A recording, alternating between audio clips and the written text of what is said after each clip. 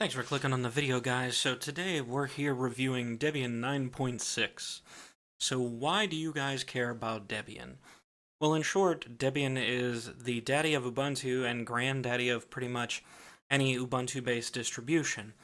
It's been around for over 20 years, and the lead guy who started this project was Ian Murdoch, and the name of the distribution, Debian, actually came from his first name, and actually at the time his girlfriend Deborah's name, who later became his wife. So hence Debian.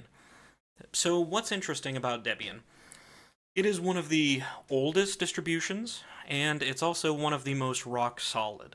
So if memory serves me, Ubuntu actually runs their base version of their operating system off of the testing repo from Debian, which is kind of cool if you think about it. So Debian's testing is where Ubuntu starts, just to give you a sense of how rock solid this operating system is. So that said, a lot of folks use Debian for home servers, enterprise servers. There's all kinds of different use cases for Debian. Their tagline's actually the universal distribution because it's so flexible. So I'm not going to get into every single solitary permutation of Debian because I would be here pretty much all month, probably. That said, let's take a look at this being a default GNOME 3 installation of Debian. So what are some of the things that you get? So taking a quick look here, so you're getting GNOME 3.22.2. So to give you a comparison, this is the stable repo. So when you say stable, a lot of times that means that sometimes packages are old or outdated. Depending on your use case, that's a great thing or it's an awful thing. So in this case, 3.22.2 is definitely dated. The current version in Pop! OS, if you're running the latest 1810 images of Pop! OS, the GNOME version is 3.30, I believe, and if I'm not mistaken, 3.32 is slated to be out, I think, in March. So this is pretty dated. However, that said, this is definitely really, really stable and rock solid. Again, generally in Debian, things don't make it to stable until they've gone through tons of testing and know that it won't break other components. That's why sometimes it's a little tough to get packages into Debian, because there is an extremely strict focus on making sure the stability of the overall operating system and just making sure you're going to get the experience that you desire day in, day out, and you're not going to break things all the time. So that's a stark contrast to, say, more a rolling distribution, more like Manjaro or something of the like, where they have a much faster cadence to release those packages, and sometimes that can lead to instability. Or another distribution that's a bit of a mold breaker, if you think about it, is Solus. So Solus is a rolling distribution, but is one of the most rock solid rolling distributions I've ever seen. So that said, just some back and forth between rolling distributions versus not. Now, all of that said, there are ways to get more updated packages in Debian. For example, they have a unstable repo called SID, so all of the various types of repos that they have are actually named for Toy Story characters, which is kind of funny. That said, so SID is unstable, and that will give you some very up-to-date packages and the like. So there are ways to have your stable Debian install, but enable the unstable repository, so enable SID, and run as such. Another option you could also explore with Debian is using things like Flatpak or potentially even Snaps to upgrade specific applications that you need the latest greatest of. Like, for example, if you were a content creator like myself and you needed the latest greatest version of OBS to record something, that would be a great example of a time to use a Flatpak or to potentially update your repos to use SID.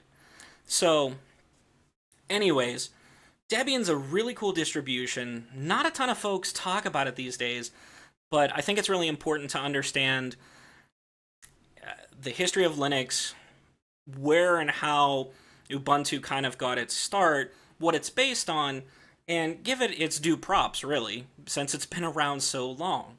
So it's an extremely flexible distribution. Now, admittedly, I don't know if I would necessarily say, hey, you're brand new to Linux. Let's go ahead and dive into Debian. I'm not necessarily saying that. You absolutely could do that, and there's nothing wrong with that. However, I feel like there are other distributions that are probably a better place to start your journey in Linux, in my opinion. That's my personal opinion.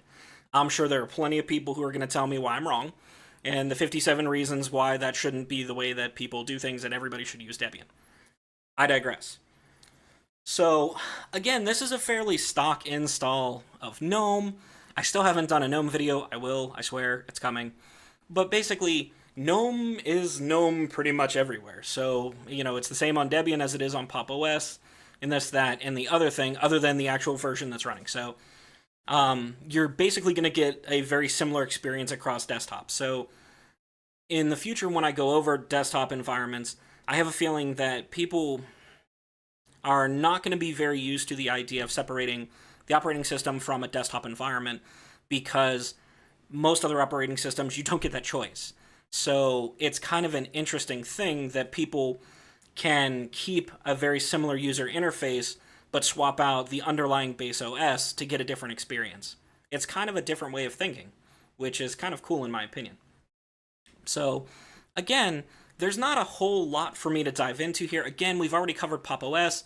It was also running the GNOME 3 desktop, so it's a very similar experience. The only major differences here are a lot of the packages and things of the like are a bit more dated, but you're getting a very similar experience. It's still a deb package-based distribution, so all your .debs and things of the like that you run on Ubuntu-based distributions all run here. So, in any event, that's just been a really, really brief overview of Debian, just giving you a quick look at what it looks like. Again, very basic stuff, and just kind of some history and some background and some use cases as to why you would or wouldn't want Debian in your life. Personally, I think everybody on their Linux journey should try out Debian at some point, whether it's at the beginning, middle, or end, because there's something here for everybody, and it's one of the most customizable distributions and most malleable distributions I've ever seen. So, anyways, hopefully this video was helpful. Again, I know we didn't dive into too many specifics here, but again, that's basically by design. These are unreviews. I'm not going to necessarily go through and touch and feel absolutely everything. I want to give you a high-level overview relatively quickly so you can make an educated decision on whether or not this is something you want to dive into next, or maybe you want to put it on the checklist for later on. Anyways, I've been Shikmo, and thank you for listening, and I will catch you guys in the next one.